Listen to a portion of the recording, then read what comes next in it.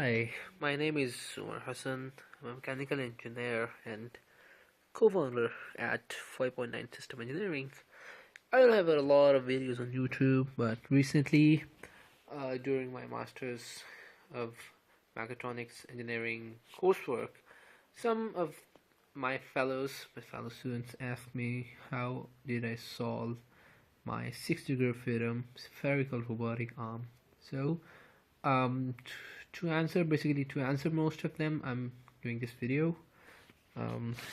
I'll use a lot of uh, conventions in it. Some of them might be found in some textbooks, some of them you must know from the high schools, and some conventions I will use are my own creations. Maybe they are published in some paper or on some textbooks.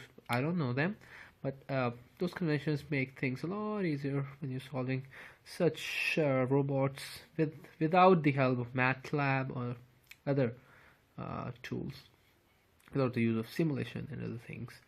So um, here is what we are going to do in these series, which would be divided in a couple of videos. Let's see how much videos do I have to do.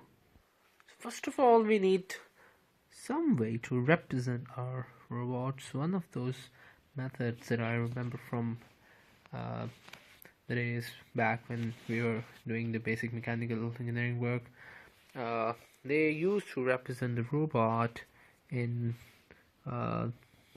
this kind of orientation, that if you have a link, it would be represented by a line. If you have any rotation, it would be represented by this rotation, which means that your arm is going to be rotated like this. If you want to rotate about a link, you would represent it using this, something like that. And using this orientation, which means that this rotation is about this axis, this rotation is about the vertical axis, this one again about the vertical axis. This representation not only describes the position of the these links, but it can also be used to represent zero length links. So with this representation, this kind of representation, that robot that we are going to solve for this example can be represented as this. So we have a twist here, a rotation here, then this thing here is a prismatic joint. This can translate and extend the length of this link from its basic length L1 to L1 plus D. So the D is its own displacement. This link here is twist about this axis, Z axis, and so this representation may look 2D for a 6-degree freedom robot. This may, to the eye of an oblivion, may look 2D, but this isn't, believe me. So when this link here comes to play, the robot is going to twist into the third dimension. Also, when this twist is going to come into play, the whole robot is going to come out of the paper like this, rotate in this. But the first step that I do in representation of the robot, I find this kind of representation kind of incomplete. It's very good when you have to define this point. This is P0, this one is P1, P2, and P3. But it's kind of incomplete when one wants to visualize what's actually going on. Let's do one more thing. I'm going to give you an example, then let's see how to represent this robot that we're going to solve today in my kind of representation. So in my representation, this, and as you can see, this is quite complicated thing, but if you look quite closely, you'll see that I've basically represented coordinate systems here. These are reference frames here. So this frame here, this basic coordinate system here represents basically the base of the whole robot here. So this would be y, then this would be z. So x is basically coming out of the plane, but in this 3D representation I've actually shown this x. Okay, so the base, the center of this frame is P0, just like this P0 here. So to go from P0 to P1 we have to go through two different transformations. Number one is the twist about this z-axis, the second is this translation along the z-axis. To represent that I have represented this, that this frame is going to this P1 point and then rotating. So something is missing throughout this diagram, and that be this. Okay, so to go from P0 to P1, what you need is a transformation, or basically a translation transformation of amount L0, which we have represented as the length of this robot. We have to fix it. Basically it's fixed by the configuration. However, it is an engineering process, and once we have done all the calculations and everything has been solved, we may come back to this first step and define the L0 once again with some tweaking. Okay, so to go from 0 to here we have to go through this translation L0. Then when we are on that point P1, we are going to rotate due to this z, and that transformation is represented by this RZ theta 1. Theta 1 is basically the twist of the first motor, the first actuator, any kind of motor that we are going to install. This theta 1 is going to represent its deformation, its transformation in radians, and it's about this z-axis. Now after rotating it about z-axis, just like the previous case where we transformed the original coordinate system along with the point which was being transformed, just like that we have transformed the whole coordinate system accordingly. However, the point itself didn't go anywhere because it was lying on the center of a rotation, so the coordinates of the point according to the base coordinate system doesn't change. Even according to its own center, they don't change, so we don't go anywhere but this point 1. So this is how this representation of mine takes care of the rotations.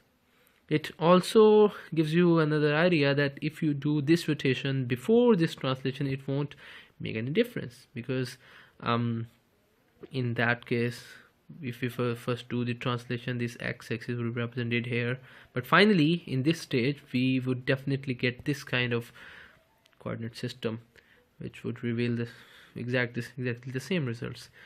So I do all of the transformations in this way. So there are like 1 2 3 4 5 6 7 and 8 transformations for this mere 3-linked robot.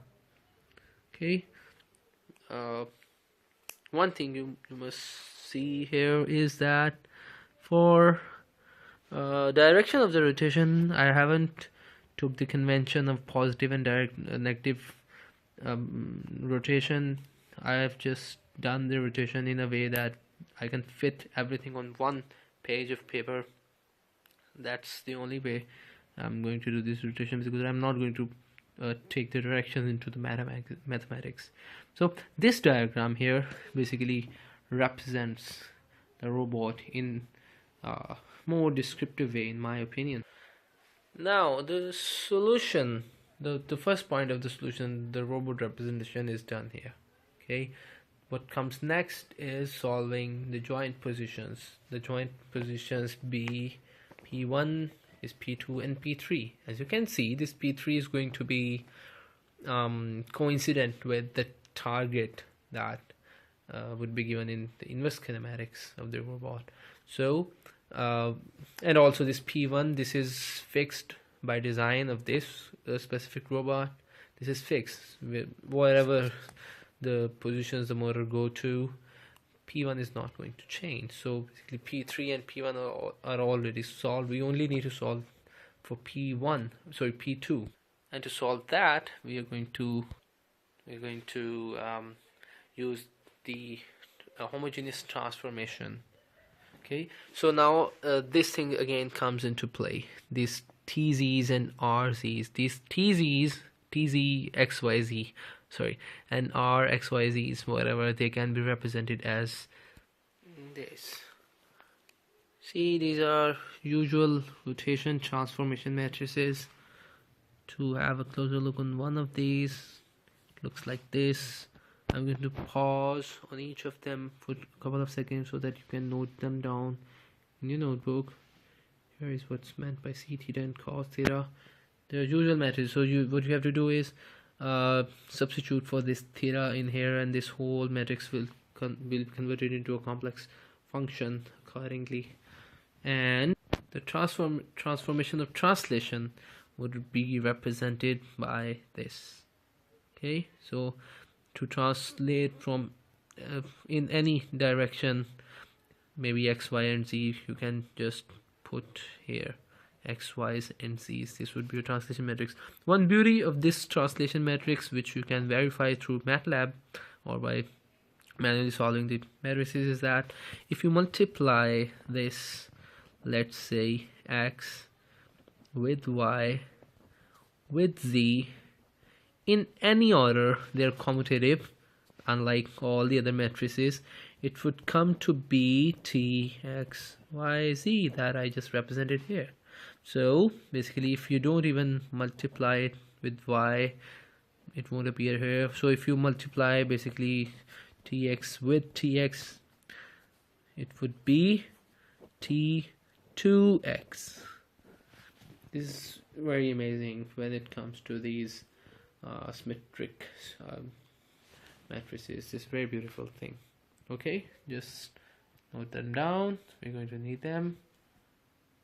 So these are these matrices, Rx, TZs, with which I have represented my robot. What this means is that if you want to calculate the coordinates of this point here, P3 point here, okay, if you have to represent the coordinates of this point here with respect to the coordinate system over here on this base, that is important, the reference.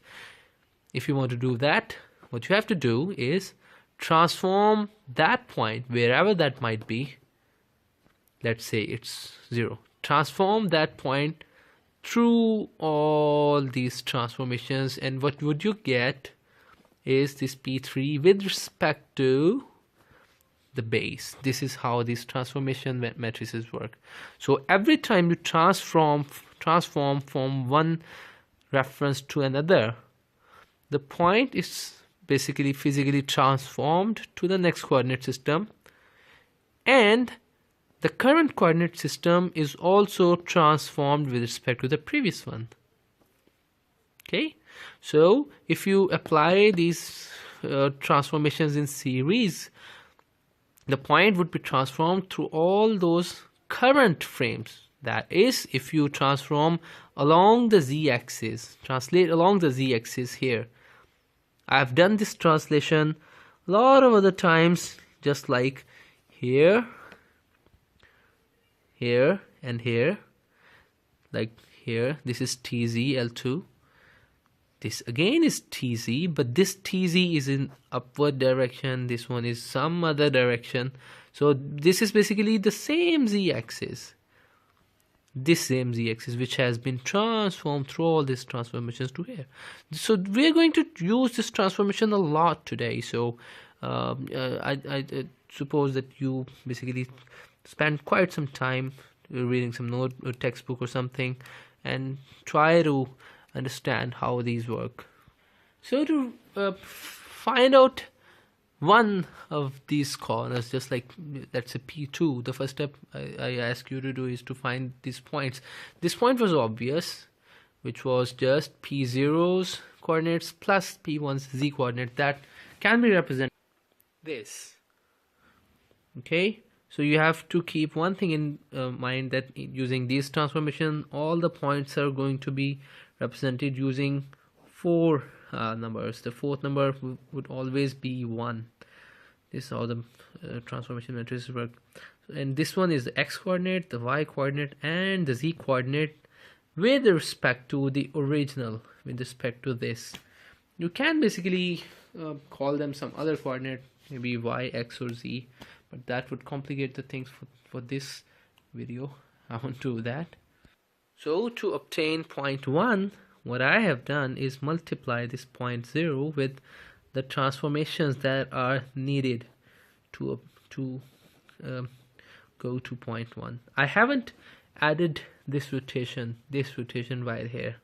Why? Because this rotation, even if I do before this here RZ or after this RZ, this isn't going to bring any differences. So this is yet another property of these matrices, that if you're transforming a point 0, 0, 0 and you do a lot of rotations, it won't change the coordinates of the point unless you add a final translation with positive number. So it would change the coordinates, and all these rotations would come into play. Another property of this transformation matrices that can be seen from here is that if you have this RZ and TZ, they are commutative. The TZ can be brought before RZ only if these axes are the same. Okay, this must be the same. This is one property. There are a lot of other properties that you will observe during this forward and inverse kinematics. So to the point 1 was this. What would be point 2? So to represent point 2, we need to go through these transformations to achieve this point 2. But the problem here is that during the inverse kinematics, you won't already know this d, this theta 2, theta 1. However, during the forward kinematics, you would know, you know that, but we don't need to know the positions for the forward kinematics either. So we have to go through some other approach, and that would be the assumption, the principle of saying that the robot is solved. And that assumption says that you have to orient your robot in such a way that the final link of the robot, which is called the end effector, must be oriented in some fashion with the target that would be defined in a question. Okay, from where are those values coming from where that target is generated is yet another discussion. Okay, but in this simplest inverse kinematics case, what you would be given by will be the position of the target, namely capital X, capital Y, capital Z, and some sort of orientation matrix.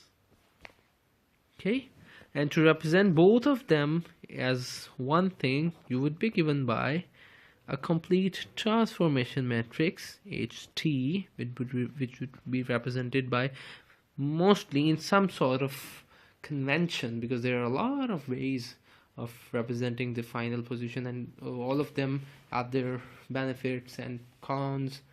One of them is the axis angle orientation, which says that you rotate after one another in all the three axes.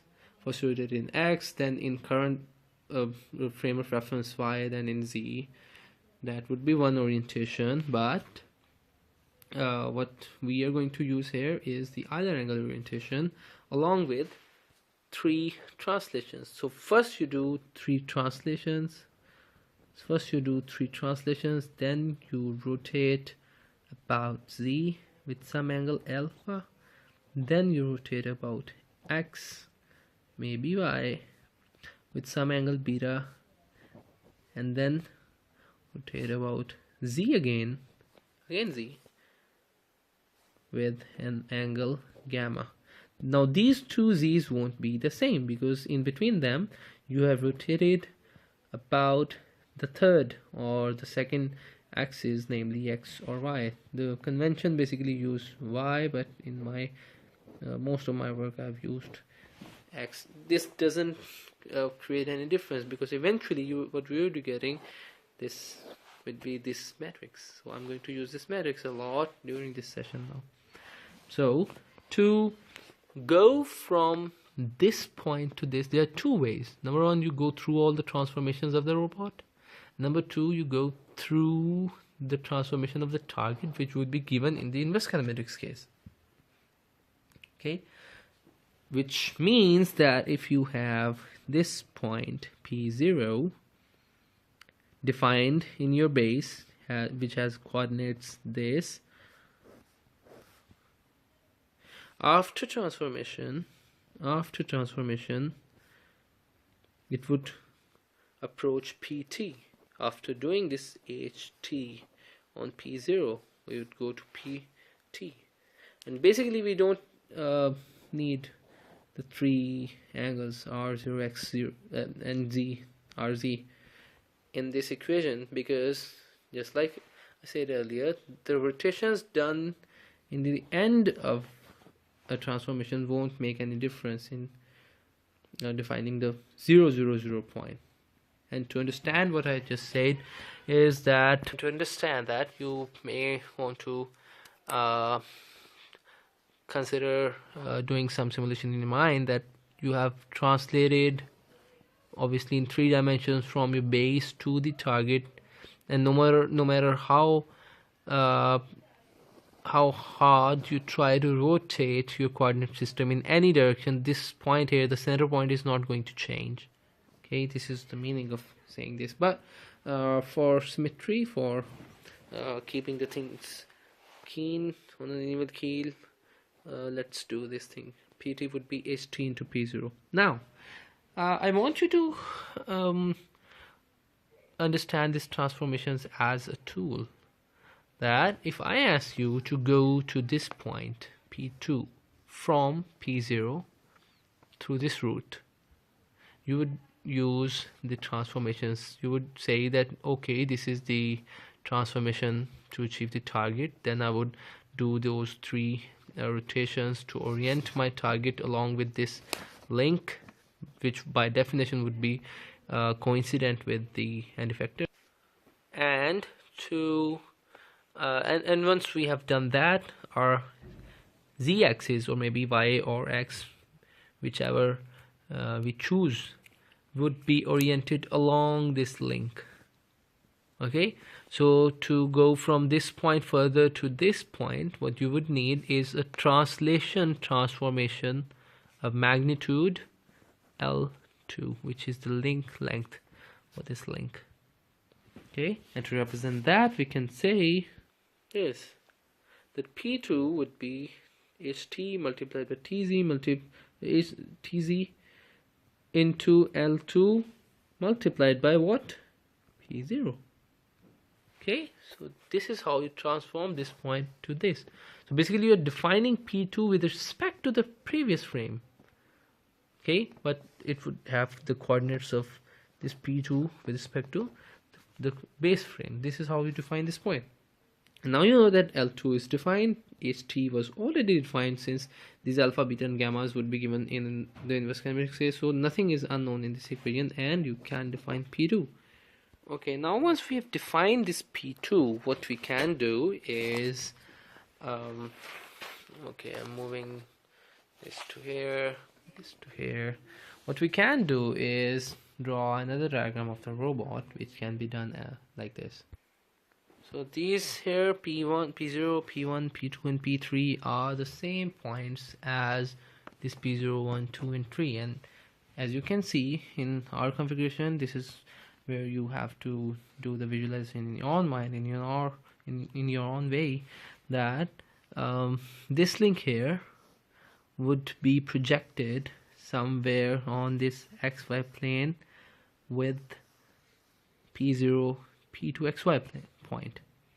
So basically this line here, P0, P2, XY, is the projection of P1 P2 over the XY plane, the base XY plane, and the length of this line can be, let's say, let's denote it with A.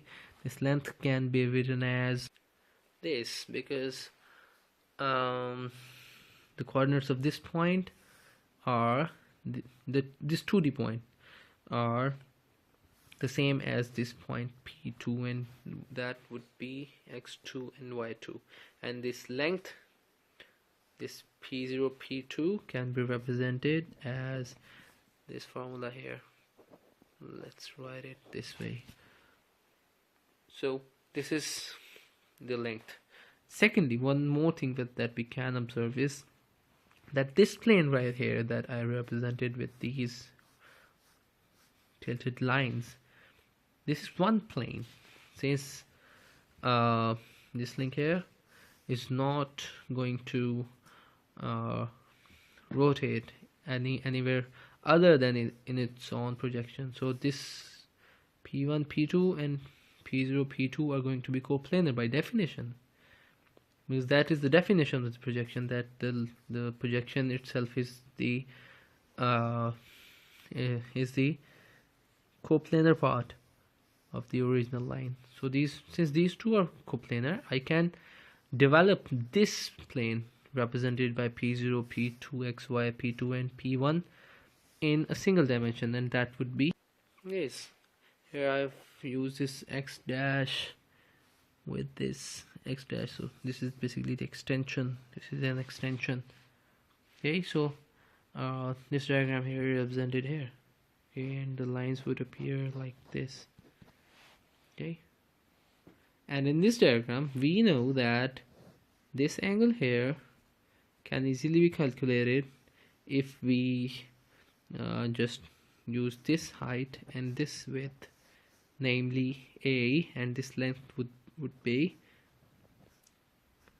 P2 Z minus this length, which is L0, the robot's height. This is L0, the robot's height, and this point here is P2, and the height of this point here in this diagram, no matter how we have rotated it from the x-axis, the height would be the same, and that would be P2Z, and we subtract from that this L0, and we get this quantity B. So B is Z2 minus L0, and by doing this,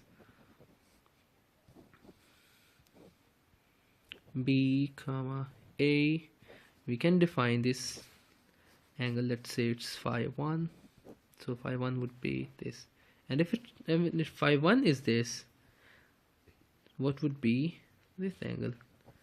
This angle would be pi by 2 minus phi 1.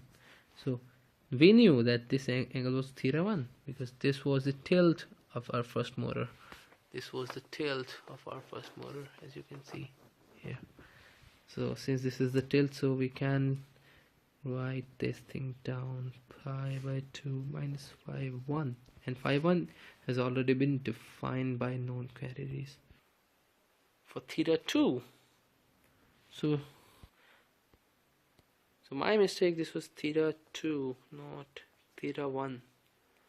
Since the angle of the first motor, this angle should be theta 2. Since this is theta 1, this should be theta 3, theta 4, and theta 5. So this should be theta 2. The naming is not so important basically. So this is theta 2. To calculate theta 1, we can see very clearly from this figure that theta 1 is this angle here. Now if we look very clearly in the same thing, this was your theta 1 because this was going to take place due to the rotation of the first motor, which was placed here or represented here. So this theta 1 can be calculated quite easily. So this was basically the plane Z X dash, Z P0 x dash this plane, the tilted plane. So if we just look closely on the top view of this 3D, it would appear something like this. So you see this thing here, the xy plane has appeared here, the same xy plane, and this point P2 xy has appeared here, P2 xy. So to calculate this angle, which is exactly the same as this theta 1, what we can do is again use the A tan 2 with what? With the y2 and x2 this time. So this would give you the second angle, the theta 1, basically, which is the first angle of the robot. So this is how you represent theta 1. Okay, two angles already solved. Now the third thing that we can directly solve is the length of the additional length of this prismatic joint. The base length that the robot has actually already moved is represented by L1.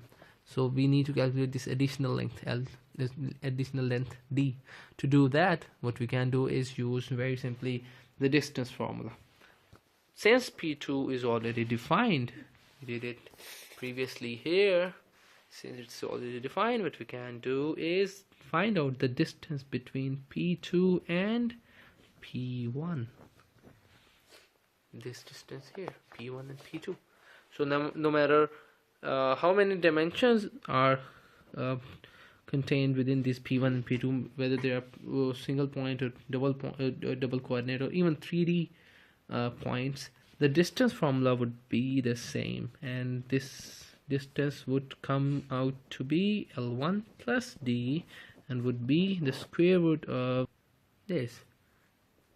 Okay, so these points already defined. These are the x and xy and z coordinates of P1, and the other one are the xyz coordinates of P2, which are already defined. So using those and the already configured length, link length 1, we can calculate this D. Now on to the tougher part, the third angle, this one or this one and this one. I'm going to use an approach which can calculate these two angles simultaneously, but after that I will tell you an alternate approach to calculate this angle individually as well. So the first technique to calculate both of them is this: that this is your base coordinate system, this is your P0, your P1, your P2, and this would be your P3. Okay, so consider this frame of reference, this x dash, z dash, y dash, which we have achieved using four transformations. One of them is this basic TZ with L0, the second one is RZ with theta 1, then RX with theta 2, and then TC with L1 and D. So all of these quantities are already known, so this transformation matrix is well known. Okay, this can be calculated quite easily. So consider this transformation matrix. The frame of reference associated with this transformation matrix after transforming the primary, the z, x, y, would be this x, y, and z. It would be lying on the z-axis of that, would be lying on or along the link length of P1, 2. Okay, this x1, this would be x dash, this would be y dash. Okay, now if I skip this part and represent only this coordinate system and P3 in a more easy to view way, that would be this, where I have represented the same P2 here. This is P3, this is your link L2. Okay, so along this z is basically your L1. Okay, just like this one, this L1, which is elongated as z, is appearing here, L1 along with z. The robot is somewhere beneath that basically. So in this frame of reference, as you can see, this P3 here, is basically achieved by doing two transformations. Number one is the twist about the z-axis, which would result in transforming this point from here to somewhere. It would rotate in circles. And the second transformation would again be the rotation about the x-axis, not this x-axis, the x-axis which happens after the rotation. This would be the x-axis. I would say these are the dashes. Okay, so first you rotate along z, about z, and then you rotate about the resulting x-axis. This is the same thing that it has done. So P3 is achieved, which is by definition fixed by the target. The P3 was coincident with the target, is already defined. But the problem is that P3 was defined with respect to the base coordinate system, not this coordinate system here. This coordinate system is lying over here. But we do not know the coordinates of this P3. Let's call it P3 dash then. With respect to this x, y dash, z dash, we don't know these coordinates, but don't we? We can use the transformations for that purpose. So to achieve that, from this figure, just remember two things. It's achieved using this rotation here about the z-axis, which is caused by your third motor, and this inclination of this vector of L2 is achieved using another rotation about x-axis of movement theta 4. Okay, so if somehow you come to know this P3 with respect to this P2, we'll figure that out later. But if somehow we do know the coordinates of P3 with respect to this coordinate frame, P3 dash, let's say they are these, P3 x dash, x3 dash, y3 dash, z3 dash, then the angles theta 4 and theta 3 can be calculated by this, which just solves this triangle here using the tan inverse theorem, that this angle here theta 3, if you view from the top, it would be formed by this y3 and x3. 8 of these would give you this theta 3, just like this height, which is z3, and this length here, which is also x3 dash. So you can use the a tan to calculate this angle between these two acute lines. Same is the case for theta 3 basically. Same is the case with theta 3 basically. Okay, the only difference that you're viewing from the top. So now we know that we can calculate this theta 3 and theta 4. But how do we define this point P3 dash with respect to this new x dash, y dash, and z dash coordinate system? For that, you need to look over this diagram again. We do know the definition of this P3 here, but with respect to P0, we do know the definition of P2, but with respect to P0, consider in your mind a point that lies in the same coordinate system that we are trying to find the reference from, the x dash, y dash, z dash. Consider a point P0. Where would that point lie with respect to this coordinate system? Consider a point with coordinates 0, 0, and 0 with respect to this coordinate system. Where would that lie? Obviously on the center, P2. Physically here on the center. Okay, so if we want to go from this z-axis direction, this is the y. So if we want to go from this point to the previous one, what we need to do is do only the translation part. We don't need to do this rotation part because that rotation can be skipped, because that rotation appears to be sitting behind this point, but actually it's not necessary there. Just like you can see from here that this here is P2 and this rotation is between P2 and P2. So basically you can skip this part and start from here. Both of them are on the same point. So what you need to do is you have defined this P2 with respect to its own reference coordinates. What if you transform P2 to P1, which is you transform P2 to P1? All you have to do is go through this transformation inverse, and the new point that you will get would be the center of this coordinate system, which would be defined not with respect to this coordinate system, but with the previous coordinate system, the same coordinate system which we are trying to calculate the reference from, the same coordinate system. Okay, what we have to do to go to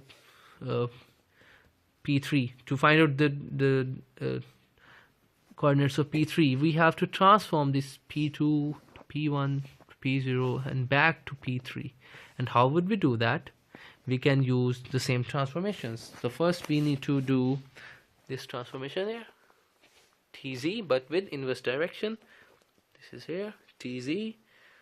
Now another beauty of these transformation matrices is that the translation transformation matrix and also the rotation transformation matrix, if you want to take the inverse, what you can alternatively do is multiply the negative sign inside this function. Instead of doing this thing, you can do this. So the first transformation is to go from P2 to P1 is go in the opposite direction with L1 plus D, but with a negative sign. And the second transformation would be obviously from this diagram, that would be Rx2, but in the inverse direction again, Rx theta 2 in inverse direction, and similarly to this point. And the final resultant final transformation matrix would become this. And now you have transformed both your point and your coordinate system, not the reference coordinate system, the represented coordinate system which we transformed here. You have transformed those from this coordinate system, let's call it the xy dash coordinate system that we're talking about again and again. We have transformed that to the base, and the new direction, the new dimension of this coordinate system would look like what? Yeah, you guessed it right, the base coordinate system. It would be coincident with the base coordinate system with x in positive x, y in positive y, and z in positive y direction. Now we do know the method to transform any point defined here to the target, and that would be by multiplying this transformation matrix with, yeah, you guessed it right, target's transformation matrix. So this transformation matrix right here, if multiplied by a point 0, which would be 0, 0, 0, 1, if you multiply it with this point, you would get this point 3 dash right here, defined in this frame of reference. This is how you get point 3. Once you have defined P3, you already calculated theta 3 and theta 4 in terms of this point 3. So this is the end of part 3. Okay, we skipped the part 2 basically, not practically, but now let's move on to the twisting part, the final link. Now you must have figured that out by now, that all of these angles when rotated may bring some change in position of this P3, but not this L2. That's why the solution is a bit different for this point. One thing you could do was define another frame of reference here, just like we did for this link. What we could do, would be define another reference system here in this P3, and then try to see this P1 just like we did P3 from P2. This time we would like to see P1 from this coordinate system, and the rotation, this rotation would give us the coordinates of P1 with respect to P3. And using the same method, the similar method, we could find out the angle of the last motor, and that would appear to be this. Okay, the P1 dash can be achieved by inverse transforming first the target and then transforming along the length 0. As you can see from here, your coordinate system, the assumed coordinate system was lying somewhere here. Okay, so before applying this rotation, we are sitting before applying the rotation. So to go from this coordinate system to this coordinate system, we need to find out the position of this P1 with respect to P3. First we need to inverse transform the target. Okay, this would have been done in the forward direction if the coordinate system was this original here. To reach this P3, we would have gone through the target's transformation. Basically that would have been necessary, but now since we already have transformed to this P3 in the solved configuration, which is supposed to be the solved go back, all we need to do is apply the inverse transformation first. And once we are on this point P0, all we need to do is transform it through this L0 along the z-axis, and we would reach P1, and that would be defined with respect to P3. So this is the diagram of the new coordinate system that we are talking about, and P1 with respect to this P3. See, this is really twisted. P3 was here, P2 here, so this is P3, P2, and this is P1 now. This is upside down almost, but not with respect to this coordinate system. In this coordinate system, if you define P1 that we just have done using this thing, if you define P1, you can calculate this angle here, which would be totally brought into existence by this motor here, this twist right here. This twist is, if this link was fixed here, all of the rotation of this length would be done due to this link, because all the other length, the prismatic joint cannot basically rotate this link. This joint here cannot rotate the link again without on any other axis other than its on. So the position P1 is totally defined with respect to P3 due to this L2. So theta phi would be this y1 dash x1 dash, the x and y coordinates of this point. So we have solved this 6 degree of freedom robot on, oh my god, these are 5 papers, not 6, but that is an written problem, I suppose. Okay, thanks for watching this video. I hope this helped you in some way. If it doesn't, or if I have done anything stupid, let me know through messages. Suggestions are always welcome, and I'm always ready to help.